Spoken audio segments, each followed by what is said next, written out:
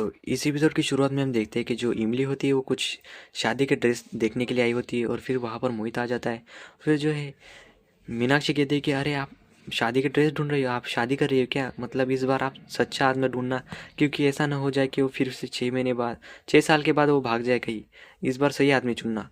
फिर जो है मोहित गुस्सा हो जाता है और कहता है कि मीनाक्षी भाभी हमेशा कुछ ना कुछ कहती रहती है और फिर वो यही चांस है कि मैं यहाँ पर परी को लेकर आऊँ और कुछ कुछ कहूँ। फिर जो है इमली गुस्से में कहती है कि आप हमेशा कुछ कुछ बातें करती रहती है मेरे बार। और फिर जो है हमारी मीनाक्षी कहती है कि सॉरी सॉरी, मैं तो बस ऐसे ही कह रही थी, पर आपको किस टाइप का ड्रेस चाहिए? तो वो कहती है किस साइज़ का? तो इमली कहती है कि मेरे साइज़ का। देखते हैं कि जो मिश्री होती है वो कहती है कि हाँ चाची यहाँ पर है, बहुत अच्छी सी ड्रेस है, तब और हंसने लगती है।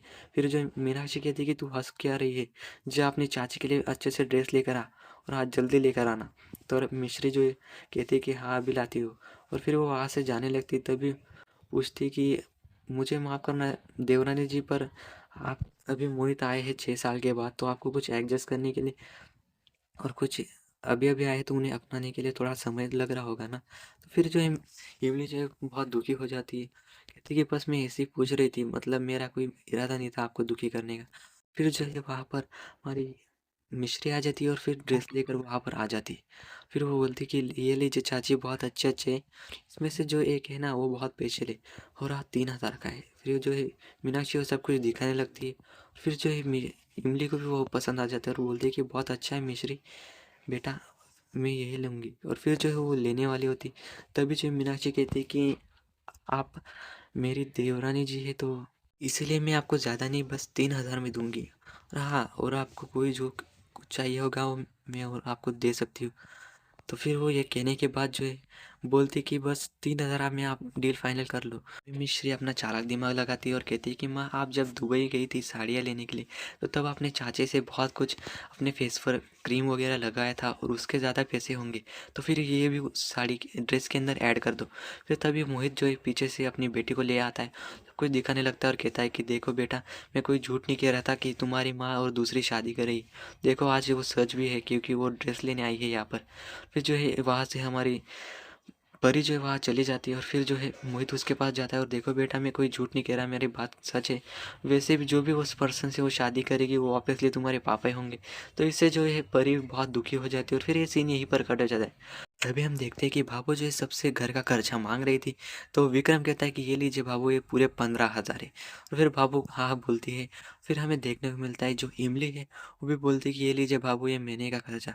फिर इमली के पैसे देने के बाद जो मीनाक्षी की जो हमेशा की वो आदत होती है कि वो बीच में टांग अड़ा देती है, कुछ बोलती, तभी वो कहती है कि आप अभी मोहित आए हैं तो फिर आपको भी, आप 2 से 3 हो गए तो आपको थोड़ा नहीं लगता कि आप पैसे दे देना चाहिए ज़्यादा? तो फिर भावो कहती है कि जैसे चींटी हमेशा काटती रहती है वैसे तू बातों में आ जाती है, और वैसे भी मोहित का खर्चा उसका बड़ा भाई देगा, इतनी फिक्र है तो तू क्यों नहीं दे देती? और फिर मीनाक्षी हंसने लगती है और नहीं नहीं भावो, ऐसा नहीं था।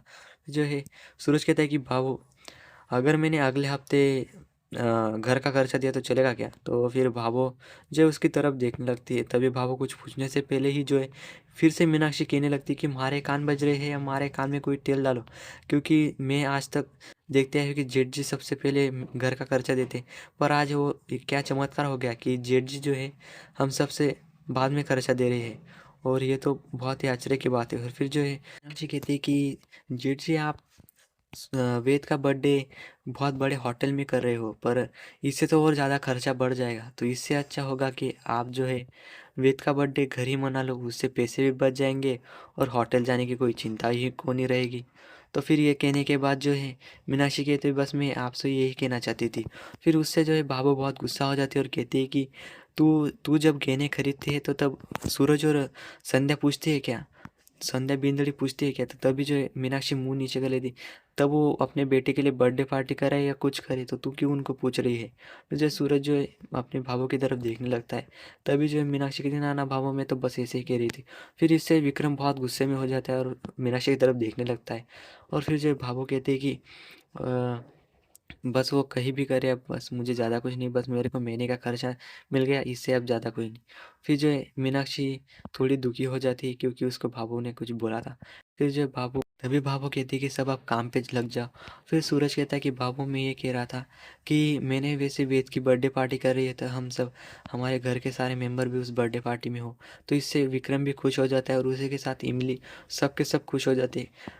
तो सूरज कहता है कि बाबू आप सब चलेंगे ना, तो तभी जो है सब के सब जो है एग्री करते और सब खुश हो जाते, तभी जो है भावो।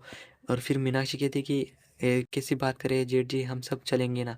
तभी जो है भावो कहती कि इसकी कोई ज़रूरत को नहीं, क्योंकि अब साहब बहुत खर्चा हो गया है और उसमें जो है सबको ले जाएगा तो उससे ज़्यादा खर्चा हो जाएगा। तो इससे अच्छा होगा कि तू मिश्री, परी और गोलू को ले जा अपने साथ, क्योंकि उससे वो बच्चे खुश हो जाएंगे और वैसे भी मैं चाहती हूँ कि परी हमारे साथ रह जाए। और फिर इससे सब जाने लगते हैं। फिर उसके बाद जो है संध्या को पीछे से मीनाक्षी आवाज़ लगाती है और बोलती है कि जेठानी जी। तभी जो है संध्या पीछे मुड़कर देखती, तो फिर तभी मीनाक्षी कहती है कि आपने जो वेद के लिए बर्थडे पार्टी की है तो उसमें वो सूरज होटल वाले पैसे कितने मांग रहे हैं। और फिर वो बोलती कि बस मैं ऐसे ही पूछने वाली थी, आप बता सकते हैं मुझे। तभी जो है संध्या कहती है कि फिर संध्या कहते हैं कि मुझे कुछ ज़्यादा पता नहीं है मीनाक्षी, सूरज जी और उनके बेटे ने ही बुक किया है, वो तो ज़्यादा कुछ मुझे बताया नहीं है। तो फिर मीनाक्षी कहती है कि आपको सच में कुछ पता नहीं है। तभी संध्या कहती है कि उन दोनों बाप बेटे के बीच क्या हुआ, क्या उन्होंने बुक किया, ये सब कुछ मुझे नहीं बताया। और फिर संध्या वहाँ से हंसकर चली जाती है। फिर ये सीन यहीं पर कट हो जाता है, हमें दिखाया जाता है गोलू कहता है कि वाह वेद, आज तेरा बर्थडे पार्टी है तो तेरे बर्थडे पार्टी में बहुत सारी डिशेज होंगी। फिर वेद कहता है कि हाँ ज़रूर होंगी। फिर मिश्री और वेद उसकी तरफ देखने लगते हैं और फिर दोनों ही उसके बातों सुनते हैं। तभी जो है परी उसके पास कुछ गिफ्ट देने लगती है और ये उधर रखो ऐसा कहने लगती है, पर वो खाने के बारे में सोच रहा होता है और बोलता है कि वाह यार क्या डिश होंगी, मैं तो अभी से मेरे मुंह में पानी आ रहा है उन डिशेस के बारे में सुनने में।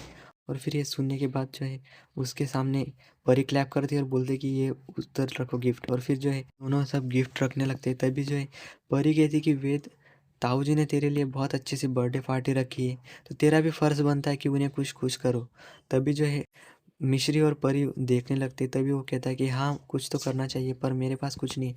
तभी वो कहते कि ऐसा कुछ मत करना कि जिससे उन्हें तुझ पर गुस्सा हो जाए या उनका दिल टूट जाए, तो हमेशा उनकी रिस्पेक्ट करना। तभी गोलू पूछता है कि वेद, तेरे बर्थडे पार्टी में तेरे सारे दोस्त आएंगे तो क्या वो वंश भी आएगा तेरे बर्थडे पार्टी में। तो फिर जो है वेद कहता है कि नहीं, उसके पापा उसे कुछ और जगह ले जयपुर ले गए हैं, तो वो मेरे बर्थडे पार्टी में नहीं होगा।